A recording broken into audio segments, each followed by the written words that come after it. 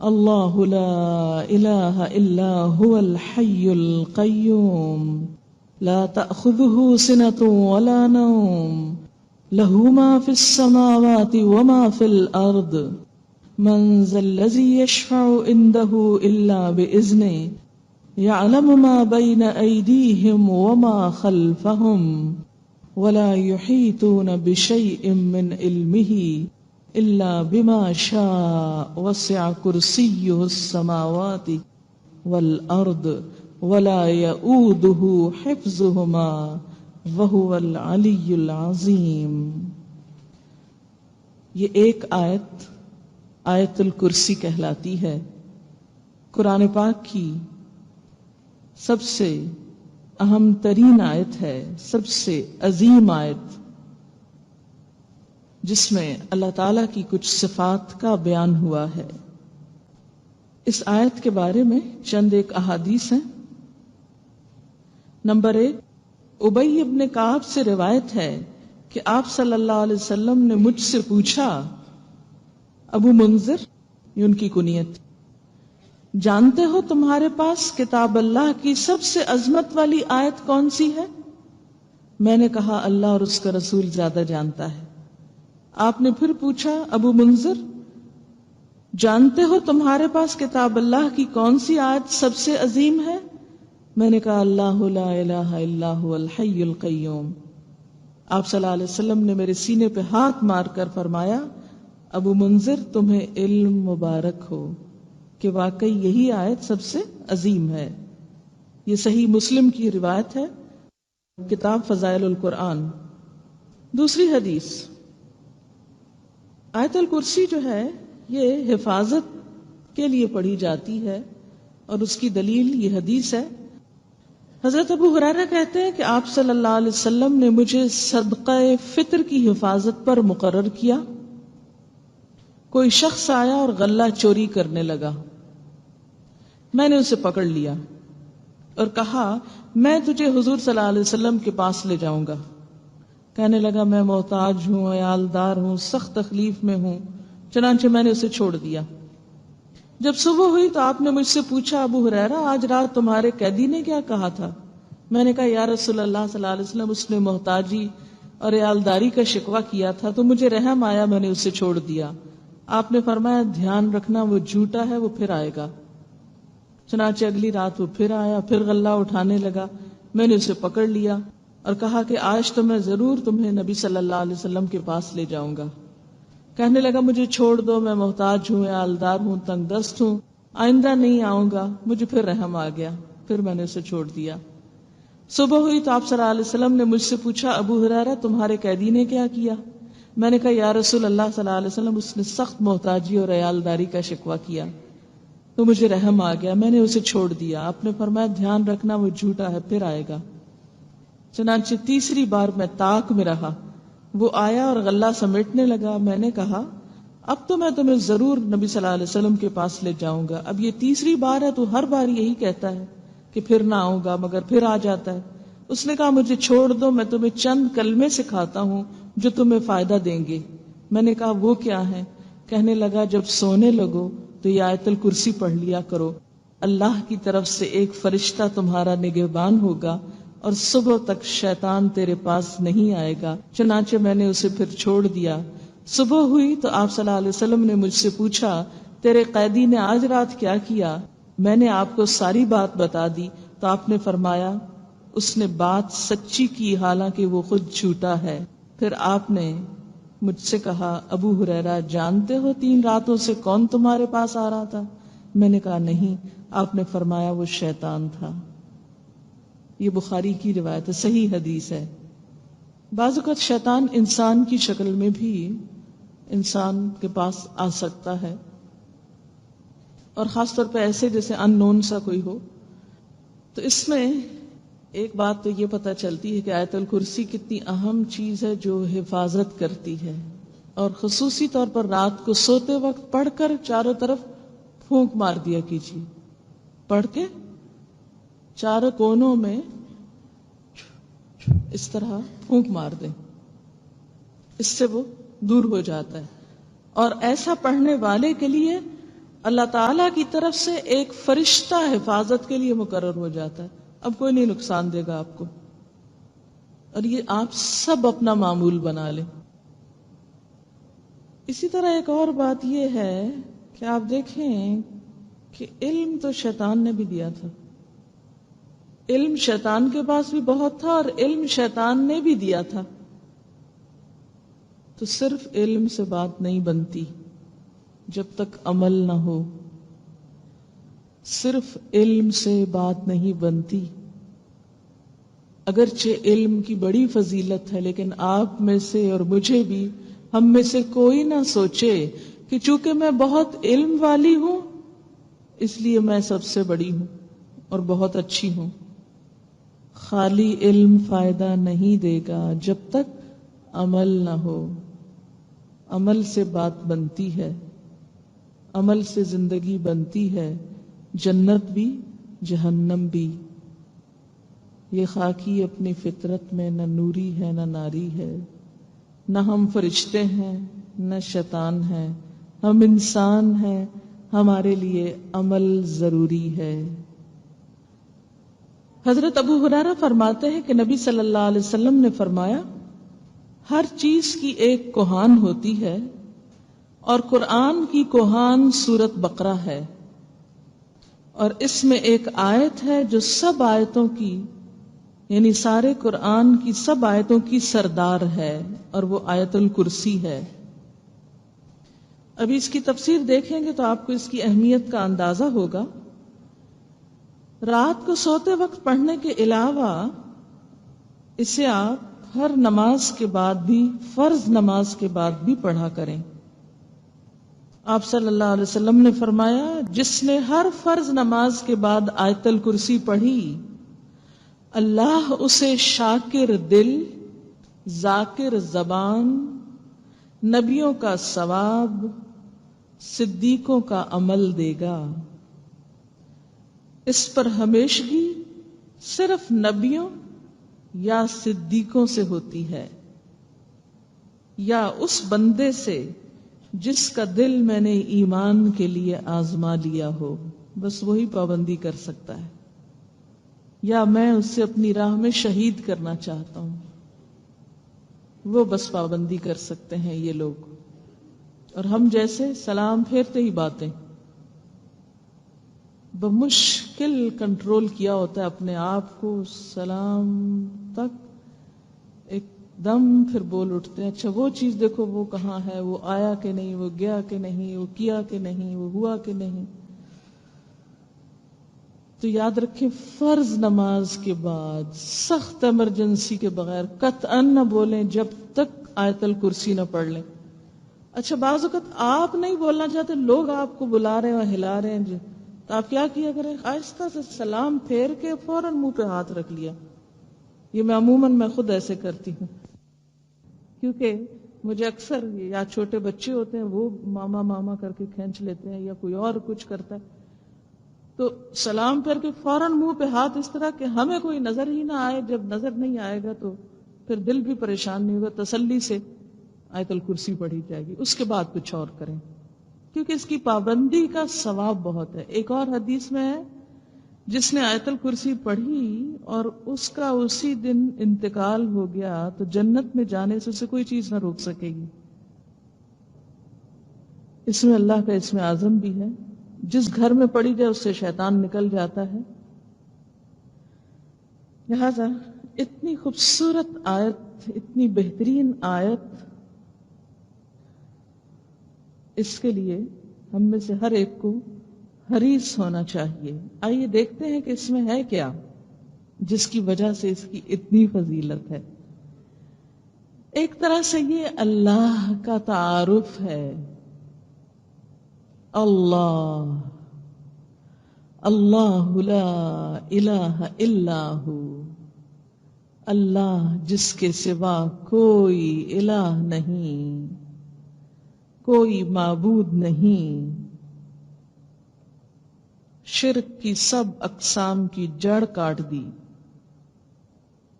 اور اس کی دلیل دو صفات ہیں اللہ کی، اور وہ کیا؟ الحی، کہ وہ زندہ ہے، جتنے دوسرے معبود ہیں وہ سب فوت ہو جاتے ہیں یا ختم ہو جاتے ہیں، جبکہ اللہ کی ذات کو کوئی فنا نہیں۔ کل من علیہا فان ویبقى وجہ ربک ذو الجلال والاکرام۔ ہر چیز کو فنا ہے، صرف اللہ کی ذات کو نہیں۔ یہ آیت شرک کی تردید ہے، مستقلاً زندہ ہے، اسی کے ہاتھ میں زندگی ہے، خود بھی زندہ ہے اور زندگی اسی کے دم سے وجود میں آئی ہے۔ القیوم، قائم رہنے والا ہے، قائم رکھنے والا ہے، ہر چیز کو تھامے ہوئے ہے، جبکہ دوسرے سب سہاروں کے محتاج ہیں۔ کوئی چیز خود سے قائم نہیں رہ سکتی۔ آپ دیکھیں کتنا بڑے سے بڑا کوئی ولی ہو، بزرگ ہو، نیک انسان ہو، نبی ہو، حتیٰ کہ کیا ایسے ہی کوئی آسمان سے اترا؟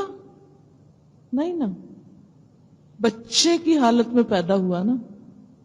تمام انبیاء، اولیاء، سب بزرگان کیسے پیدا ہوئے؟ بچے کی حالت میں، بچے پیدا ہوئے۔ اور جو بچے تھے جب وہ تو کیا تھے؟ سہارے کے محتاج تھے۔ آج جب لوگ ان کو اللہ کا شریک کرتے ہیں تو سوچنا چاہیے، وہ اپنے وجود کے لیے، اپنے نشو و نما کے لیے سہارے کے محتاج تھے، لیکن اللہ کو کسی سہارے کی ضرورت نہیں، بلکہ وہ سب کو تھامے ہوئے ہے، قائم رکھے ہوئے ہے۔ اور بہت بڑی مثال آسمان آپ کے سامنے ہے، کس طرح اس کو بغیر ستونوں کے تھامے ہوئے ہے، قائم رکھے ہوئے ہے۔ اور مزید کیا ہے کہ لا تأخذہ سنۃ، اس کو تو اونگ بھی نہیں آتی، جبکہ باقی سب سوتے ہیں۔ کتنا بھی کوئی نیک انسان ہو، سوئے بغیر اس کا گزارا ہی نہیں، اور کوئی معبود سونے والا ہو نہیں سکتا، کیونکہ جو سو گیا۔ اب دیکھیں نا کہ بعض اوقات لوگ بڑے بزرگان کے پاس جاتے ہیں اور پھر ان سے دعائیں مانگتے ہیں، یا ان سے کہتے ہیں کہ یہ قبروں میں زندہ ہیں، کہ یہ شہید ہیں، یا ویسے بھی جو بھی، اور کہتے ہیں کہ یہ تو بس ایک عارضی نیند، سو رہے ہیں۔ پھر جو سو بھی رہا ہو، جو اونگ بھی جائے، وہ بھی معبود نہیں ہو سکتا، اس کے ہاتھ میں کوئی طاقت نہیں، وہ کمزور ہے، وہ بے بس ہے۔ نیند اور اونگ کسی بھی انسان کی بے بسی کی علامت ہے، بے بسی۔ نیند کے آگے آپ ہتھیار ڈال دیتے ہیں، آپ سخت بھوکے ہوں، جب نیند آتی ہے تو کیا ہوتا ہے؟ آپ کہتے ہیں کچھ نہیں کھانا، بس نیند آ رہی، سب چھوڑ دیتے ہیں۔ کچھ پسندیدہ ترین چیز بھی سامنے ہو تو جب شدت نیند ہوتی بس سب کچھ ہٹا دو، سب لے جاؤ۔ آپ دیکھیں کہ ہر ماں کو اپنے بچے پیارے ہوتے ہیں، اور بعض اوقات کیا ہوتا ہے کہ جیسے کوئی بچہ پیدا ہوتا ہے تو ماں کہتی ہے بس میں تو ایک لمحے کے لیے بھی کسی کو نہیں دوں گی، اس کو بس خود ہی اسے پالوں گی، خود اپنے سامنے رکھوں گی، خود ہر چیز خود کروں گی اس کی۔ مائیں کتنی کانشیس ہوتی ہیں بچوں کے بارے میں کہ کسی کو کوئی ہاتھ نہ لگا، پتہ نہیں کیا کرے گا ان کو۔ لیکن میں نے دیکھا کہ جب ماؤں کو شدید نیند آتی کہ ذرا سا ان کو لے جاؤ کہیں تاکہ میں سو جاؤں۔ کتنا کمزور ہے نا انسان، اپنے سارے دعووں میں جھوٹا ہے۔ لیکن اللہ کی ذات نیند اور اونگ سے پاک، بے نیاز ہے، کوئی اس سے ایسا اور کوئی بھی نہیں، کوئی بھی نہیں۔ لا تأخذہ سنۃ ولا نوم لہ ما فی السماوات وما فی الارض۔ اگلی صفت یہ ہے کہ آسمانوں اور زمین میں جو کچھ ہے سب اسی کا ہے۔ کوئی اور جس کا سب کچھ ہو؟ بڑے سے بڑے آدمی کا آپ تصور کریں، دنیا میں وہ اخباروں میں اکثر آتا رہتا ہے لوگوں کی رال ٹپکانے کو، فلاں فلاں آدمی دنیا کے امیر ترین انسان ہے، ایشیا کا سب سے امیر انسان فلاں ہے، یورپ کا فلاں ہے، پوری دنیا کا فلاں ہے، دنیا کے 10 امیر لوگ مثلا، پھر ان کی ڈیٹیلز دی ہوتی ہیں، یہ اون کرتے ہیں، ان سب کی ڈیٹیل کسی وقت پڑھ کے دیکھیں کہ ان میں سے کوئی صرف پوری دنیا کو بھی اون نہیں کرتا، آسمان تو دور کی بات ہے، کتنا بھی بڑے سے بڑا آدمی۔ مثلا ایک کراچی شہر ہے، ایک شہر ہے، کیا کوئی اتنا مالدار ہے اس شہر کے اندر کہ پورا کراچی خرید لے؟ نہیں خرید سکتا۔ تو اگر کوئی شخص ایک شہر نہیں خرید سکتا، ایک ملک نہیں اس طرح خرید سکتا، یا کوئی اتنی علاقہ اپنے اون نہیں کر سکتا، اس کا مالک نہیں بن سکتا، تو خدا کیسے ہو سکتا ہے؟ لیکن کتنے افسوس کی بات ہے کہ ہم جس کے پاس مال دیکھتے ہیں ہم اس کے آگے جھک جاتے ہیں، مروب ہو جاتے ہیں۔ اسی طرح کوئی بھی بڑی سے بڑی خوبی جو کسی انسان میں ہو، اس کی وجہ سے انسان کو اللہ کی اطاعت نہیں بھولنی چاہیے،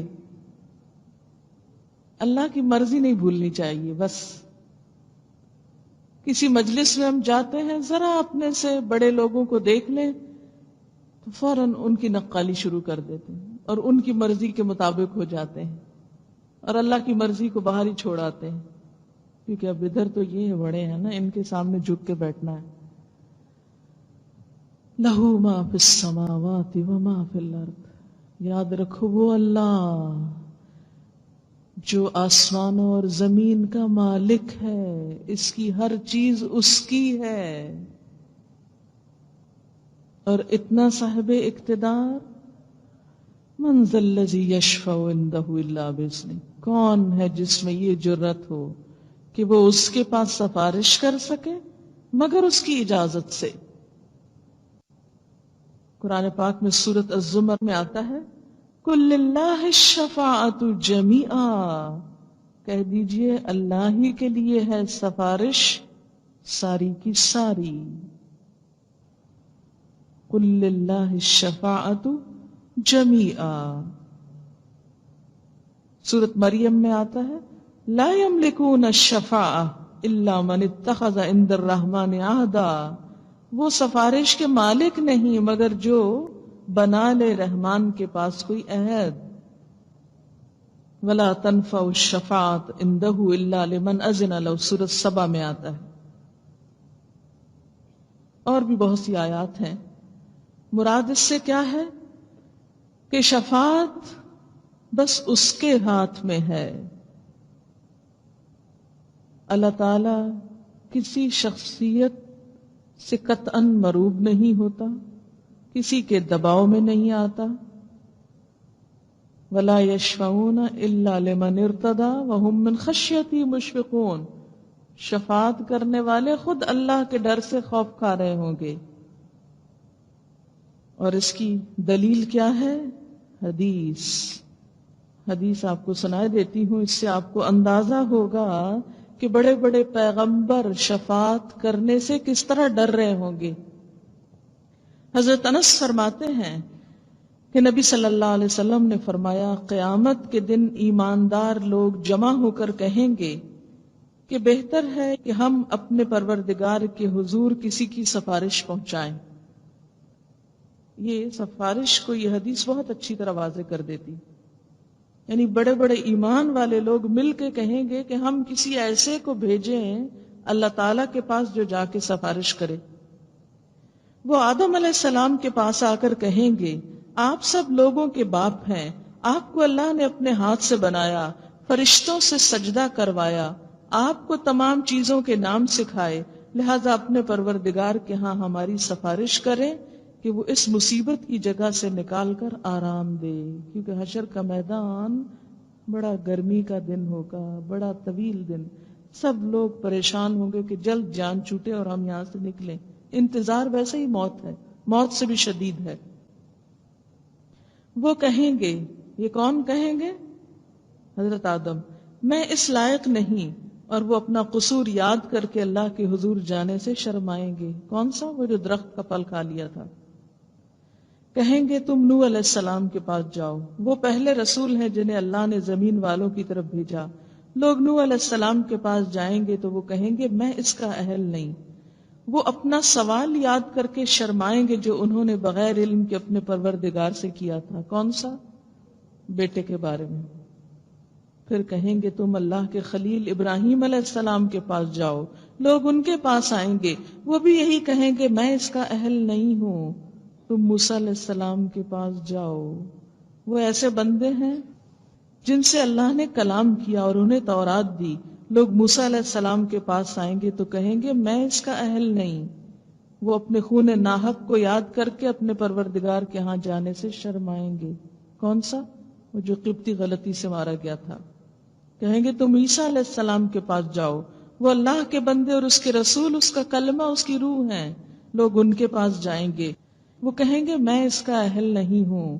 تم محمد صلی اللہ علیہ وسلم کے پاس جاؤ، وہ ایسے مقرب بندے ہیں جن کے اللہ تعالیٰ نے سب اگلے پچھلے قصور معاف کر دیے۔ پھر لوگ میرے پاس آئیں گے تو میں وہاں سے چل کر اپنے پروردگار کے حضور حاضر ہونے کی اجازت طلب کروں گا۔ مجھے اجازت مل جائے گی، جب میں اپنے پروردگار کو دیکھوں گا تو سجدے میں گر جاؤں گا۔ پھر جب تک پروردگار چاہے گا مجھے سجدے میں پڑا رہنے دے گا۔ پھر ارشاد ہوگا اپنا سر اٹھاؤ، سوال کرو، تمہیں دیا جائے گا، بات کرو، سنی جائے گی، سفارش کرو، قبول کی جائے گی۔ چنانچہ میں اپنا سر اٹھاؤں گا اور اللہ تعالیٰ کی ایسی تعریف کروں گا جو وہ مجھے اس وقت سکھائے گا۔ پھر میں سفارش کروں گا جس کے لیے ایک حد مقرر کی جائے گی۔ میں ان لوگوں کو بہشت میں پہنچا دوں گا، پھر اپنے پروردگار کی طرف لوٹ آؤں گا۔ جب اپنے پروردگار کو دیکھوں گا تو پہلے کی طرح سجدے میں گر جاؤں گا، پھر سفارش کروں گا تو میرے لیے ایک حد مقرر کر دی جائے گی، یعنی کچھ لوگوں کا لمٹ، یعنی جیسے کوٹا ہوتا ہے کہ اتنے لوگ، میں انہیں جنت میں داخل کروں گا۔ پھر تیسری دفعہ لوٹ کر آؤں گا، پھر چوتھی مرتبہ عرض کروں گا پروردگار اب تو دوزخ میں جانے والے ہی باقی رہ گئے جو قرآن کی روح سے دوزخ میں جانے کے لائق ہیں اور انہیں وہاں ہمیشہ رہنا۔ اس سے کیا پتہ چلتا ہے کہ نبی صلی اللہ علیہ وسلم بھی ان لوگوں کی سفارش نہیں کریں گے جنہوں نے دوزخ میں جانے والے کام کیے ہوں گے۔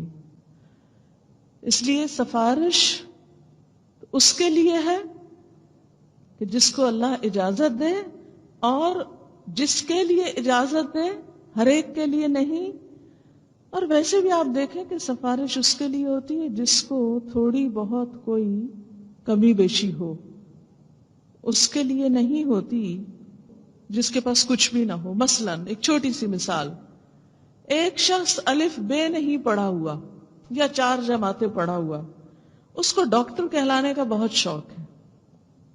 اس کا کوئی عزیز دوست رشتہ دار مثلا صدر یا وزیر اعظم بن جاتا ہے، وہ اس کے پاس جاتا ہے، دیکھو اتنے بڑے عہدے پہ پہنچ گئے ہو، خدا کے لیے مجھے ڈاکٹر لگوا دو کہیں۔ کیا وہ لگوا سکتا ہے؟ 4 جماعتیں پڑھی اور اس کو ڈاکٹر کیسے کسی اسپتال میں اپوائنٹ کر سکتا ہے؟ اگر مثلا اس نے MBBS کیا ہوتا، کوئی اسپیشلائزیشن نہیں، تو ہو سکتا ہے کہ کوئی دھاندلی کر کے ادھر ادھر وہ اس کو کوئی بڑا عہدہ دلوا دیتا، جیسے کہ ہوتا ہے۔ اور اس پر بھی آپ دیکھیں کتنی انگلیاں اٹھتی کہ یہ ظلم ہے کہ حقدار کا حق مار کے اس کو وہاں بھیج دیا گیا۔ کیا اللہ تعالیٰ سے کسی ایسے ظلم کی توقع کی جا سکتی؟ نہیں۔ مثلا یہ ایسے لوگ ہوں گے جن کے کچھ نیک عمل ہوں گے، کوئی ایسا برا عمل بھی ہوگا جس کی وجہ سے پھنسے ہوں گے، ہے سب کچھ، لیکن ایک عمل ایسا کہ جس کی وجہ سے رستہ نہیں کھل رہا۔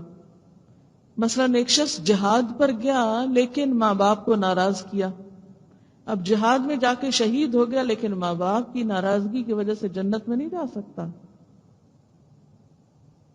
اب کیا؟ اب ایسے شخص کو سفارش کے ذریعے اگر اللہ کے رسول صلی اللہ علیہ وسلم اس کے لیے کریں تو اس کو آگے لے جایا جا سکتا ہے. اور اسی طرح کچھ اور. یعلم ما بین ایدیہم وما خلفہم، وہ جانتا ہے جو ان کے آگے ہے اور جو ان کے پیچھے. یعنی اللہ ہی وہ ذات ہے جو لوگوں کے ماضی اور مستقبل کو ایکولی جانتا ہے. اچھا ہم ذرا اپنا اپنا دیکھیں، ہمیں اپنا ماضی یاد ہے، سب کچھ کوئی نہیں یاد، اور مستقبل کا تو کسی کو بھی نہیں پتا کیا ہوگا، کسی کو بھی نہیں پتا ہوتا. اللہ کی اس صفت میں کوئی شریک نہیں کہ جو بیک وقت تمام انسانوں کا مستقبل بھی جانے، ان کا پاسٹ بھی جانے. یعلم ما بین ایدیہم وما خلفہم. اگلی بات وَلَا يُحِيطُونَ بِشَيْءٍ مِّنْ عِلْمِهِ إِلَّا بِمَا شَاءَ، وہ اس کے علم کا احاطہ ہی نہیں کر سکتے مگر جتنا وہ چاہے. یعنی اللہ کے علم میں سے کسی کو بس انسانوں کو اتنا ہی ملا ہے جتنا اللہ نے چاہا. کتنا چاہا؟ ایک حدیث آتی ہے جس میں حضرت خضر علیہ السلام کا ذکر ہے کہ وہ موسیٰ علیہ السلام کو لے کر جب وہ کشتی میں سوار ہوئے تو اتنے میں ایک پرندہ آیا جس نے دریا میں سے ایک چونچ پانی لیا، قطرہ. تو موسیٰ علیہ السلام کو حضرت خضر نے کہا اس سمندر کے مقابلے میں جو اس پرندے کی چونچ میں پانی ہے یہ ساری مخلوق کا علم ہے، اور باقی علم اللہ کے پاس ہے جو کسی کو نہیں پتا. ہم نے وہ دیکھا ہی نہیں جو اس آسمان کے پیچھے 7 آسمان جیسے ذکر آتا ہے. اس زمین کے کرے کے علاوہ اٹھ کے ابھی چاند تک کو نہیں دیکھا. ہم کیا جانے؟ خود انسان اپنی جسم کو ڈسکور نہیں کر سکا، ایک سیل کے بارے میں بھی تحقیق مکمل نہیں ہوئی. وَلَا يُحِيطُونَ بِشَيْءٍ مِّنْ عِلْمِهِ إِلَّا بِمَا شَاءَ. کہا جاتا ہے ایک اندازے کے مطابق کہ ابھی تک جو میڈیکل سائنس نے جو کچھ بھی ڈسکور کیا اس میں صرف 30 یا 35% ہیومن باڈی ڈسکور ہوئی ہے، اس کے فنکشنز معلوم ہوئے، اس سے زیادہ نہیں انسان جانتا ابھی. وَسِعَ كُرْسِيُّهُ السَّمَاوَاتِ وَالْأَرْضِ. کرسی کا لفظ جو نا کاف ریسین سے ہے. کرسی کا معنی اللہ تعالی کے قدم رکھنے کی جگہ کیا گیا ہے جو عرش کے آگے ہے، اور کرسی کے مقابلے میں عرش بہت بڑا ہے. یعنی اس کائنات میں سب سے بڑی چیز کیا ہے؟ اللہ کا عرش، تھرون، اور اس کے بعد چھوٹی چیز کرسی. کرسی کیا ہے؟ اللہ تعالیٰ کے قدم رکھنے کی جگہ. اب اللہ تعالیٰ کے قدم کیا ہیں اور کیسے ہیں ان کے بارے میں ہم سوال نہیں کر سکتے، اور نہ ہی کوئی عقل اس کو جان سکتی. کیوں؟ قرآن پاک میں آتا ہے لا تدرکہ الابصار، نگاہیں اس کو پا ہی نہیں سکتی. یعنی ہم سوچ ہی نہیں سکتے، بیونڈ آر امیجنیشن ہے یہ سب کچھ. اس لیے ان چیزوں کے بارے میں سوال کرنا بھی درست نہیں، اور نہ ان چیزوں کے پیچھے جانا چاہیے. جیسے بتایا گیا ویسے ہی مان لیتے ہیں. اور یہ طبرانی کی حدیث ہے کہ یہ اللہ تعالی کے قدم رکھنے کی جگہ ہے عرش کے سامنے، یعنی عرش کا مقدمہ. بعض نے یہ بھی کہا کہ اس سے مراد اللہ تعالیٰ کا عرش ہے، کرسی سے مراد وہی جو کرسی ہوتی ہے، اور پھر کرسی جیسے کسی بھی بادشاہ کی ہوتی تو اللہ تعالیٰ جہاں پر مستوی ہیں اس کو عرش کہتے ہیں، تو شاید کرسی سے مراد عرش ہے. لیکن یہ بات درست نہیں، کیونکہ عرش کرسی سے بھی بڑا ہے، اور جیسے کہ حدیث سے پتہ چل رہا ہے کہ کرسی اس کے قدم رکھنے کی جگہ، تو پھر عرش بذات خود کتنا بڑا ہوگا. اور تیسرا ایک معنی علم بھی کیا گیا، کرسی سے مراد علم بھی کیا گیا ہے. لیکن بات یہ ہے کہ عربی میں یہ معنی کرسی کا استعمال نہیں ہوتا، علم کا معنی نہیں استعمال ہوتا. ٹھیک ہے. اور کرسی کتنی بڑی ہے اس کے بارے میں بھی حدیث آتی ہے، صحیح ابن حبان بھی ایک کتاب ہے، اس میں آتا ہے کہ 7 آسمان، یعنی یہ ساری چیزیں جو ہمیں نون ہیں، 7 آسمان کرسی کے مقابلے میں ایسے ہیں جیسے صحرا میں پڑی ہوئی ایک مندری کیا تھا؟ انگوٹھی، رنگ. ٹھیک ہے. حلقہ کا لفظ آتا ہے عربی میں، حلقہ کہتے ہیں گول دائرے کو، رنگ جس کو آپ کہتے ہیں.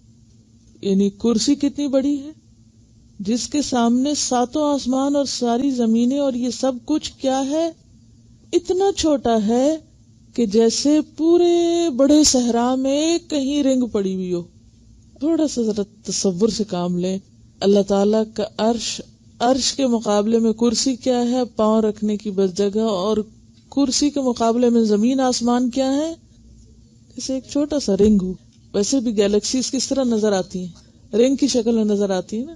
تو یہ جو اتنا بڑا رنگ ہے نا، galaxies billion and trillion stars ہیں اس میں، اور وہ ایک نہیں، پھر وہ خود لاکھوں ہیں، وہ ساری ملا کے جو پورا ایک رنگ بنا ہوا ہے یہ زمین و آسمان کا، وہ کرسی کے مقابلے میں ایسا ہے جیسے صحرا میں پڑا ہوا ایک رنگ ہو گئی.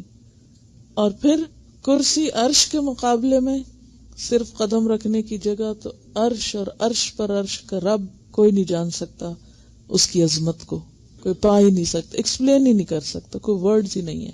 یہ صرف آپ محسوس کر سکتے ہیں اگر واقعی آپ اللہ کو پہچاننا چاہیں. زمین کے ایک ٹکڑے پر، خود زمین کی حیثیت کیا ہے، ایک ذرہ پوری کائنات میں.